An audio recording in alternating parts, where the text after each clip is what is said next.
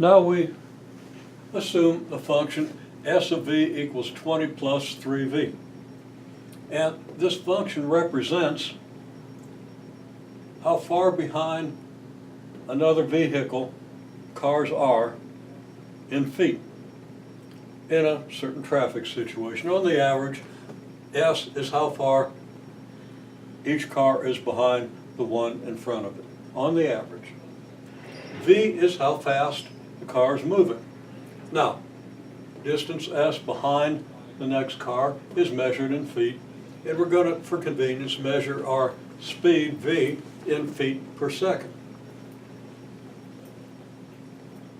Here's our function. I think I had this right. Yeah, I guess I did. Okay. I think the paper you had might have said 5V here. In it, when I made the problem up, I think I might have used 5 and changed it to 3. So anyhow, we're going to use this function for this analysis. So, question now is, if we're moving at 60 feet per second, which is about 40 miles an hour, how far are we behind the car in front of us if we're at the average distance for the traffic? So what do you make of this? Well, what kind of thing is 60 feet per second? Is it a measure of how far we are behind, or is it a measure of how fast we're going? Well, clearly 60 feet per second is our speed, or velocity v, how fast we're moving. Okay? Now there's a difference between velocity and the speed. Speed is the absolute value of velocity, and if you take physics you'll need to know that, and you might well need to know it for other things, but I just mentioned it now. Okay, so we conclude that if we're moving at 60 feet per second, then v is equal to 60. Okay, so how far are we behind? Well, that's s. S is a function of v. S of v, if v equals 60, is s of 60. We plug 60 in for v here to get s of 60, and we've got to plug 60 in here, so we get this. And we multiply that out and add it up, and 200. We get 200. We're 200 feet behind. Okay? Next question. At what speed is the average distance? 120 feet. Okay, well, 120 feet, is that an S, a V, or is it an aardvark or something else? Well, that's a distance behind, so that's going to be an S. So S is 120. So we solve S of V equals 120 for V. S of V would have to be 120. So if S of V is 120, that means that S of V being 20 plus 3V is equal to 120. And we solve for V, and the solution is very simple. We get V approximately equal to 33. It's actually 33 1/3, but we're just going to use the whole number here. It's not that far off. Okay. So at 33 feet per second, our average distance is 120 feet. We're 120 feet behind the car in front of us. It seems like a long ways, but it's not that far. Now, next question. If we travel this 200 feet at the speed that gives us the 200 feet, that would be the 60 feet per second, how long does it take us to catch up to the position of the car in front of us? Of course, that car's already moved past there, but how long does it take us to get from where we are now to where that car is now? Okay, how long does it take us then to cover that 200 feet?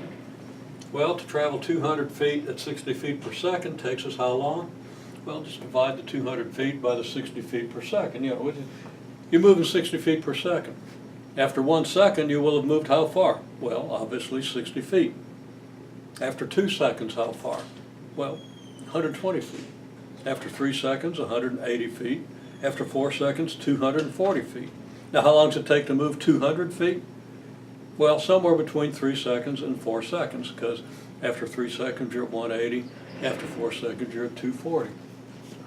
And if you visualize those numbers, right, you see it's 3 1/3 seconds, but we can always do the division. We divide how far we got to go by how fast we're going, and we see how long it's going to take us. And that comes out 3.3 seconds. how long to travel the 120 feet here at velocity 33 feet per second? Well, same type of calculation. 120 divided by 33 is 3.6 seconds. So we're a little, the time we are behind the car in front of us, if we are following this model, be 3.6 seconds at this speed. At this speed, which is quite a bit greater, it's a little less. So this means that at this speed, we've got a little more time to react to something that might happen with that car in front. At this speed, we've got just a little less time to react. Although, I think driver's ed, I think the standard recommended distance behind the car in front of you is about 3 seconds. So in both cases, we're at least 3 seconds behind the car in front of us. So, we're probably keeping our distance within the recommendations, and then we're being even a little more cautious than the recommendations. Okay? Now moving down Interstate 81, around between mile 400 and mile 300, I think the average time it takes one car to reach the position of the other is about 0.3 of a second. Very dangerous. Surprised there aren't more bad accidents there. Bumper to bumper and moving at 70 or 80 miles an hour. Bad idea, but that's the way it is. I wouldn't get on that road in that traffic unless I was pretty confident of my driving and my reflexes, and even then you're at the mercy of whatever happens 6 cars in front of you. Okay, well, anyhow, this model can be very useful in analyzing the way you want to drive.